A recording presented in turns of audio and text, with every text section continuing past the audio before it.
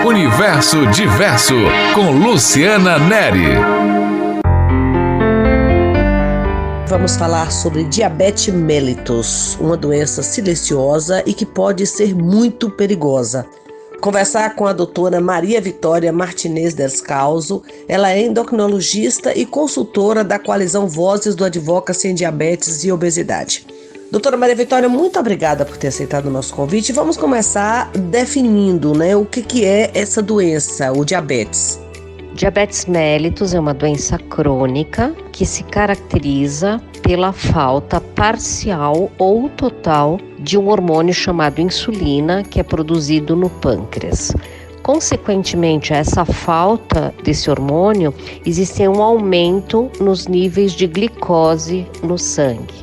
Existem 3 tipos básicos de diabetes: o tipo 1, o tipo 2 e o diabetes gestacional. Como é a manifestação dessa doença em cada um desses tipos? No diabetes tipo 1, existe uma deficiência total de insulina. Então, as pessoas precisam aplicar a insulina para poder tratar essa doença. Ele, em geral, aparece em crianças, adolescentes ou adultos jovens e tem um início mais abrupto de aparecimento. Os sintomas são muito mais evidentes. No diabetes tipo 2, existe ainda uma reserva de insulina, então essa deficiência de insulina ela é parcial.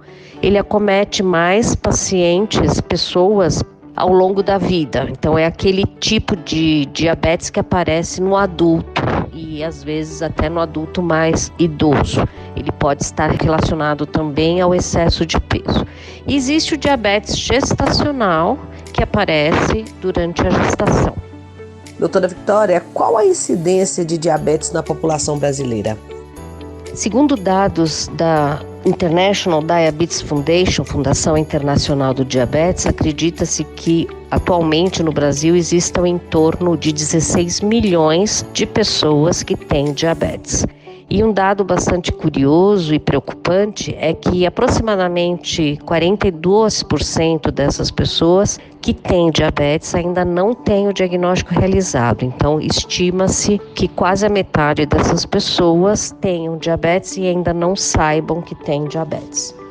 Vamos falar sobre os sintomas, especialmente dos tipos 1 e 2 do diabetes? Os sintomas do diabetes, eles podem ser mais ou menos intensos, dependendo da quantidade de reserva de insulina que esse paciente tenha. Então, no diabetes tipo 1, que existe uma deficiência, uma completa de insulina, os sintomas costumam ser mais intensos e mais abruptos. Basicamente, a pessoa sente muita sede, a pessoa urina muito e a pessoa sente muita fome. Acompanhado a isso, vem um emagrecimento importante. Então, esses sintomas ficam bem evidentes.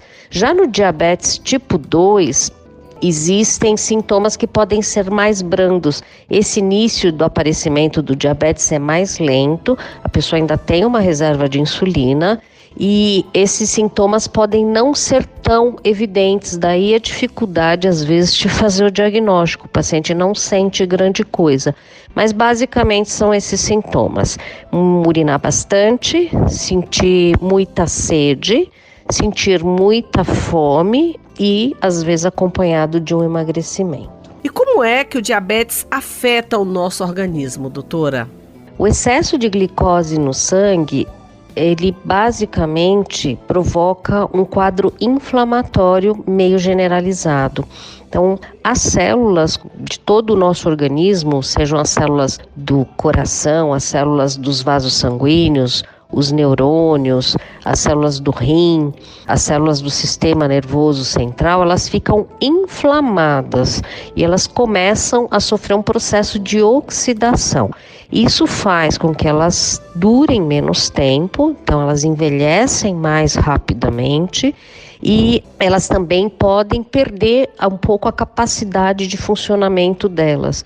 Então elas começam a ratear, digamos assim, a não fazer tudo exatamente como deveria acontecer. E quais são as complicações que aparecem ao longo da evolução da doença, especialmente para aquelas pessoas que não fazem o devido controle? A gente tem complicações cardiovasculares, então o paciente com diabetes tem um risco cardiovascular aumentado 2 a 3 vezes quando comparado ao paciente que não tem diabetes, e ele tem um risco maior de ter infarto e de ter acidente vascular cerebral.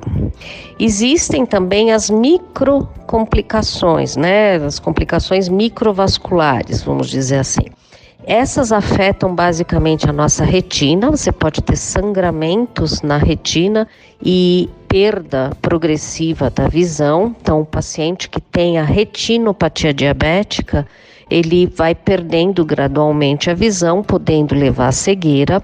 Existem também as complicações renais, existe uma piora da função renal, então vai se reduzindo a taxa de filtração, a capacidade do rim filtrar o sangue para produzir a urina e assim eliminar substâncias nocivas ao nosso organismo. E concomitante a essa perda da taxa de filtração renal, existe um aumento da eliminação de proteínas na urina. Então, isso não deveria acontecer, mas o rim vai perdendo a capacidade de reter essas proteínas e começa a aparecer proteínas na urina. E quais são as implicações dessas proteínas na urina? Isso gradualmente vai fazendo com que o rim cada vez funcione menos, podendo chegar a um ponto de haver necessidade de fazer diálise, que é uma filtração através de uma máquina do nosso sangue para poder eliminar essas toxinas que vão se acumulando no nosso organismo. Além dessas complicações cardiovasculares na retina e no rim, existem complicações neurológicas. Então, existe uma neuropatia do diabetes que pode ser periférica, pontas de dedos, pés, e existem também a neuropatia autonômica, que pode afetar a pressão e o ritmo cardíaco também. Aliado a isso, existem complicações na microcirculação, então vão havendo entupimentos nos vasos sanguíneos bem pequenininhos, que eventualmente podem levar a uma insuficiência arterial aí periférica e eventualmente a um aumento também do risco de amputações de dedos, de pé, enfim, essas são basicamente as complicações aí do diabetes. Daí uma doença extremamente grave e silenciosa.